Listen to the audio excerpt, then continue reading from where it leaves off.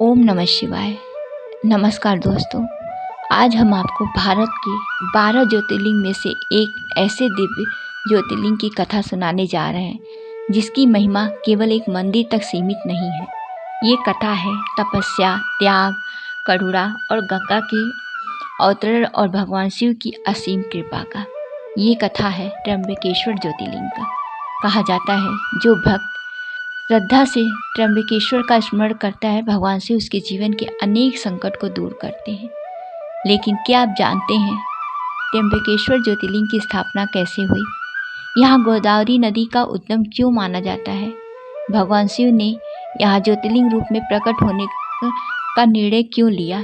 और इस मंदिर से जुड़े वे रहस्य क्या हैं जो आज भी लोगों को आश्चर्यचकित करते हैं? आइए इस दिव्य यात्रा की शुरुआत करते हैं।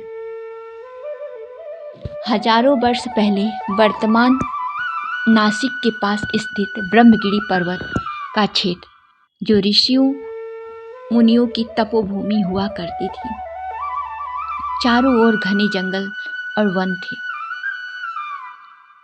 वातावरण अत्यंत शांत था। यही महान तपस्वी गौतम महर्षि ने अपनी पत्नी अहिल्या के साथ रहते थे। गौतम ऋषि केवल विद्वान ही नहीं बल्कि अत्यंत ही दयालु भी थे। वे सभी जीव को देखते थे और उनके आश्रम में आने वाला कोई भी व्यक्ति खाली हाथ नहीं लौटता था। एक समय उस क्षेत्र में भयंकर सूखा पड़ गया। 1-2 वर्ष नहीं बल्कि कई वर्षों तक वर्षा हुई ही नहीं। नदियां सूख गईं, तालाब खाली हो गए, पशु पक्षी मरने लगे, लोग भूख और प्यास से तड़पने लगे। संपूर्ण क्षेत्र हाहाकार मच गया। लेकिन गौतम ऋषि दूसरों का दुख देखकर स्वयं दुखी हो जाते थे। उन्होंने निश्चय किया कि मैं तब तप करूंगा जब तक इस भूमि में जल नहीं मिल जाता। गौतम ऋषि ने कठोर तपस्या शुरू की। वर्षों तक उन्होंने भगवान का ध्यान किया। अंततः वरुण प्रसन्न हुए। उन्होंने कहा, ऋषिवर, मैं आपकी निस्वार्थ भावना से प्रसन्न हूँ। फिर वरुण देव ने एक दिव्य जलकुंड प्रदान किया। उसमें कभी जल समाप्त नहीं होता था। यह एक अच्छे जल स्रोत था।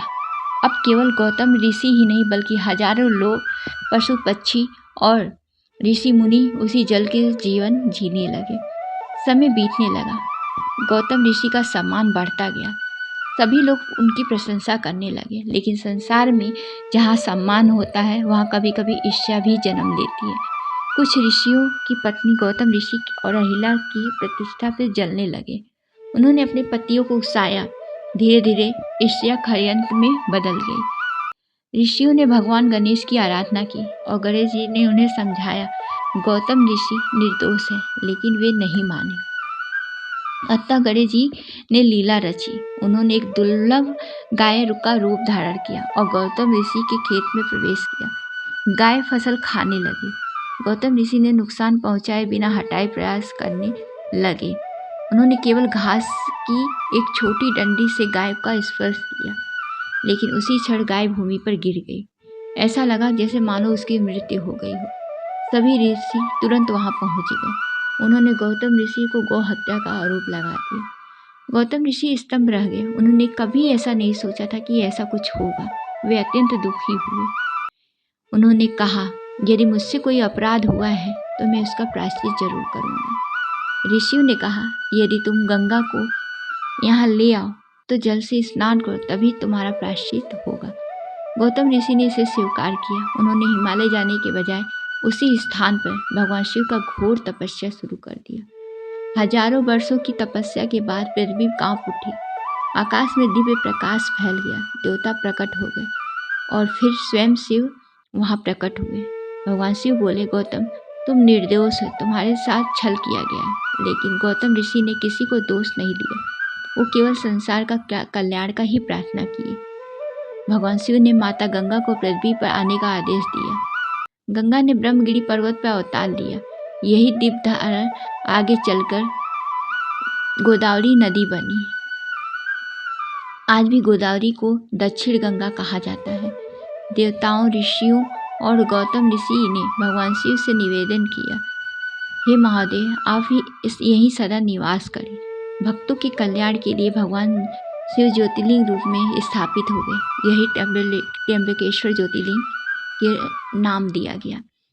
अन्य ज्योतिर्लिंगों में अलग यहाँ इसलिए है क्योंकि इसमें दिव्य प्रतीक माने गए हैं 3 लोग, जो सृष्टि के 3 प्रमुख देव हैं, ब्रह्मा विष्णु शिव का प्रतिनिधित्व करते हैं। यही कारण है कि त्र्यंबकेश्वर यानी 3 ईश्वर कहा जाता है।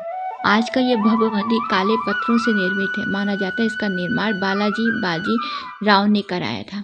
मंदिर की नक्काशी की स्थापना कला अद्भुत है। मान्यता है यहाँ दर्शन करने से पित्त दोष की शांति होती है, मन को शांति मिलती है, आध्यात्मिक उत्पन्न होती है। भगवान शिव का विशेष कृपा यहाँ पर बना रहता है। दोस्तों, त्र्यंबकेश्वर की कथा हमें सिखाती है कि सच्चा संत वो नहीं जो अपमान मिलने पर दूसरे का भला चाहता है। गौतम ऋषि ने बदला नहीं लिया बल्कि संसार का कल्याण की ही कामना की। इसी निस्वार्थ भावना के साथ प्रसन्न होकर भगवान शिव ने यह ज्योतिर्लिंग रूप निवास किया। हर हर महादेव, ओम नमः शिवाय।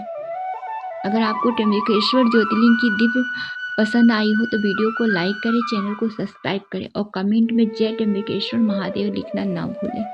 ओम नमः शिवाय। जय त्र्यंबकेश्वर महादेव।